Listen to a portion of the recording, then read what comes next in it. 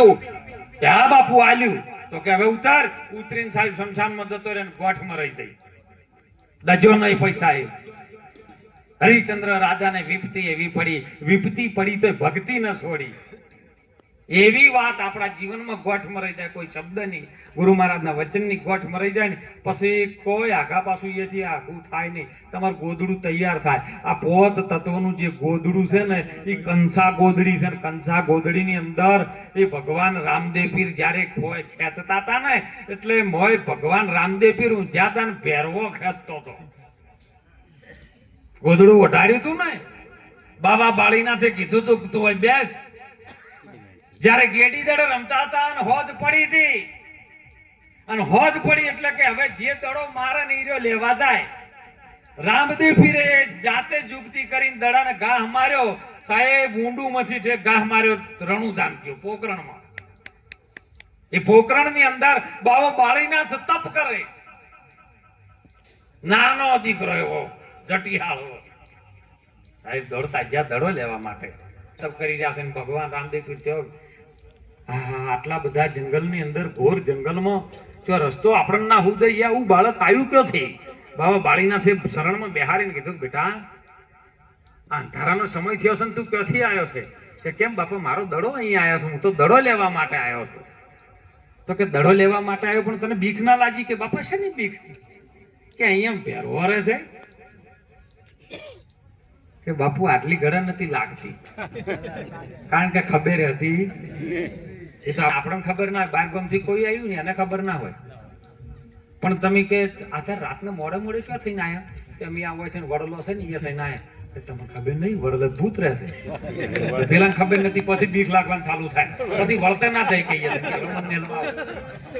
કેમ સંશય પડ્યો મને.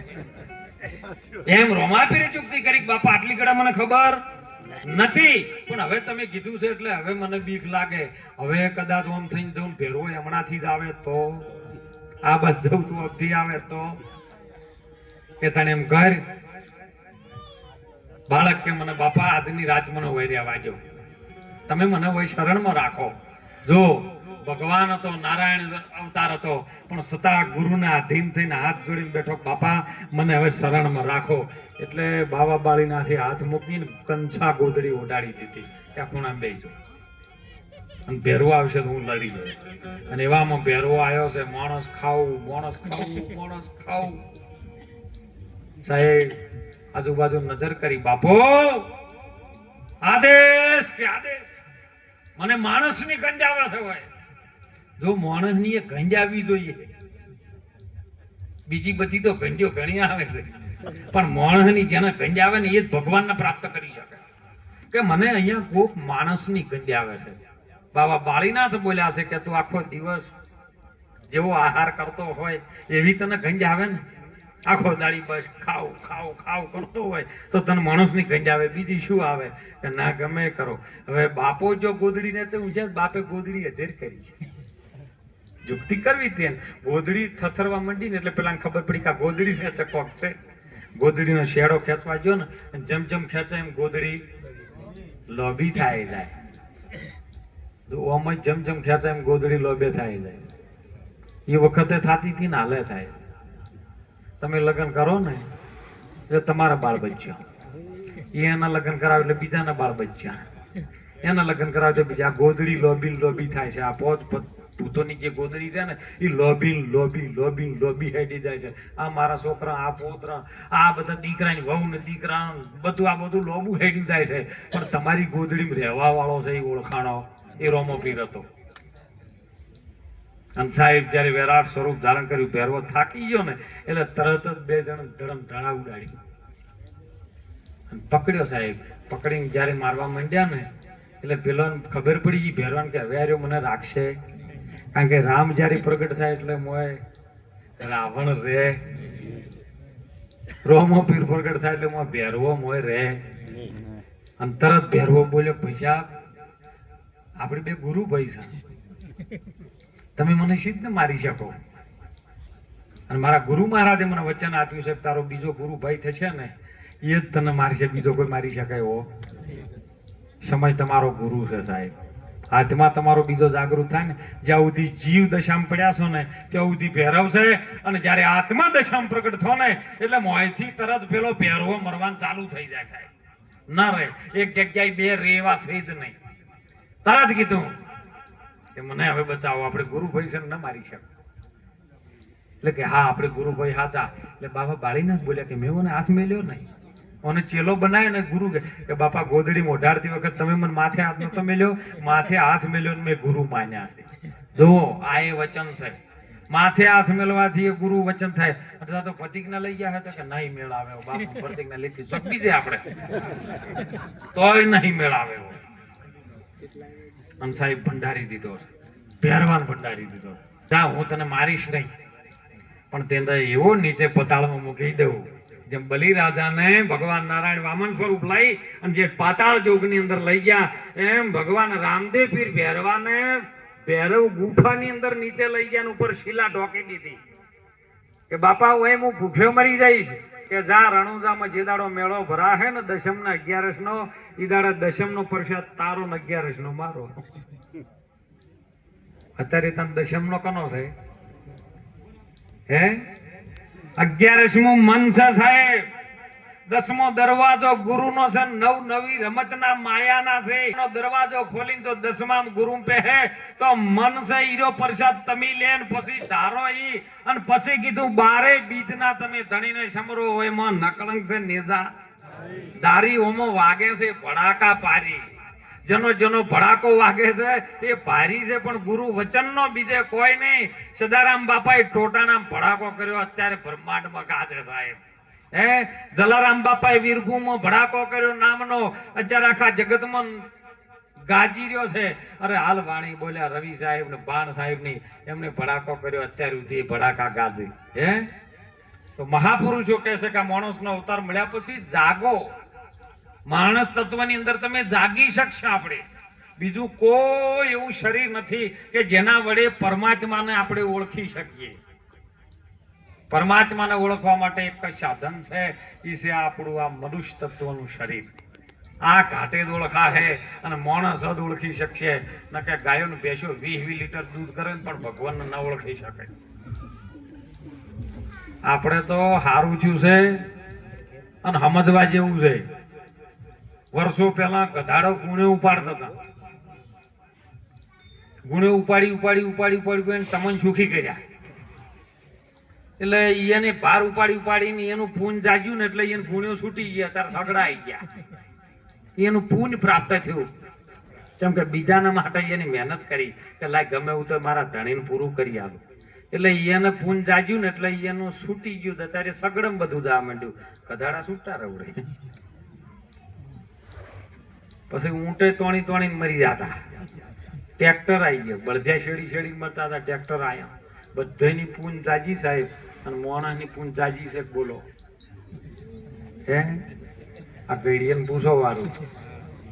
એક દાડો મજૂરી કરીને 4 દાડા મહેમાન ગતિ કરતા ને તો આમ રૂવાટું ના હાલતું. અને અત્યારે તો વેવાઈના ઘેર જ્યાં હોય તો કે જલ્દી કરજો હો, મોડું થાય છે. વેવાઈ નેઠ 100 મહિને ગયા હોય તો કે, અને મોય તો ફોન કરો વેવાઈ ઘેર હોય તો કે ના હું આજ તો બહાર છું. ફોન જૂઠું બોલવા માટે આવ્યો. જલ્દી જ્યાં જો ગોદડું પાથર્યું તો પાથર્યું, જલ્દી ચા ફટાફટ નહીં બનાવો તો ચાલશે, પાણી પી દો, અમારે મોડું થાય છે. એથી વળી બીજે નીકળે લગ્નમાં જગ્યા જલ્દી કરો, મોડું થાય, ટિફિન લઈ જતો મોડું થાય. તો મોડું કરતા તમારે જો સિદ્ધપુર જવું હોય, સિદ્ધપુર જોઈએ તોય ઠેકાણું નહીં. એ કે કેટલી વાર છે બળવાની, લે મોડું થાય છે. તો તમારે જવું છે જેટલે એ તો નકાણ કરો. કાયા પડે છે ને હંસલો ક્યો થઈને સમાશે. અરે એ ઘર બતાવી અમને દેજો રે ગુરુજી, મારા શરણમાં લેજો. આવન જાવનની ગુરુજી અમ ગલીઓ સે બહુ મોકી, પણ મને સમજણ ના હોટા તમે દેજો રે બાબાજી, અમને ચરણોમાં લેજો. એવું ચરણ શું છે? ચરણ છે એ જ ગુરુ મહારાજ નું વચન છે સાહેબ. અને ઈ આ ચરણ માં આવી જાય ને તો બેડો પાર થઈ જાય સાહેબ. એટલે મહાપુરુષો સંતો આપણને જગાડવા માટે ટકોર કરે. આ સંતો જે વાતને જે જાણે છે ને એ પોતપોતાનો અનુભવ કરે છે.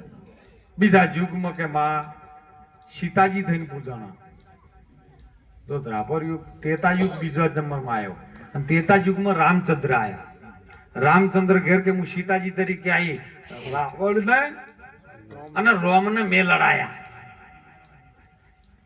રાવણ કુળનો વંશ હું રોળનારી, મારું ખપ્પર કોઈ નહીં ભર્યું. સાહેબ બંને રાવણ ને રોમ ને મેં લડાયા, રાવણ નું કુળ મેં રોળનારી, હું છું માયા બાળ કુંવારી, મને કોઈને ના જોણી, માયાનું મંડળ તો મેં રચ્યું માં જોગણી. ત્રીજા યુગમાં પાંડવોના ઘેર રોણી, દ્રૌપદી થઈને પૂજાણી, કૌરવોને પાંડવોને મેં લડાયા અને તોય મારું ખપ્પર ભરાણું નહીં. હું શું તોય બાળકુમારી, માયા ને કોઈને ન જાણી. એને જાણવા વાળો કોક મળે તો સદગુરુ મળી જાય, બીજો કોઈ નહીં. કારણ કે સદગુરુની ચેલી છે અને ચેલી છે ને ગુરુનું કેવું કરે. ચોથા યુગમાં કે હું મહાકાળી થઈને પૂજાણી અને ઘેર ઘેર ભૂવા ધૂણાયા. અવતારીનો એક જ, પછી ચાહે હાલ સિકોતરમાં ધૂણતા છઠ્ઠીમાં ધૂણતા હોય કે ગોગા મહારાજ ધૂણતા, પણ ધૂણાવા વાળી એની એ જ, બીજી કોઈ નહીં. અને ધૂણતા હોય તો જો આકોટો કરી સારું ધૂણાવજો, કોઈને મસાલા છોડાવજો, કોઈને વિમલો છોડાવજો, કોઈને હેડતા નિવત છોડાવજો, કોઈને દારૂ છોડાવજો, તો ધૂણજો ને રહેવા દેજો.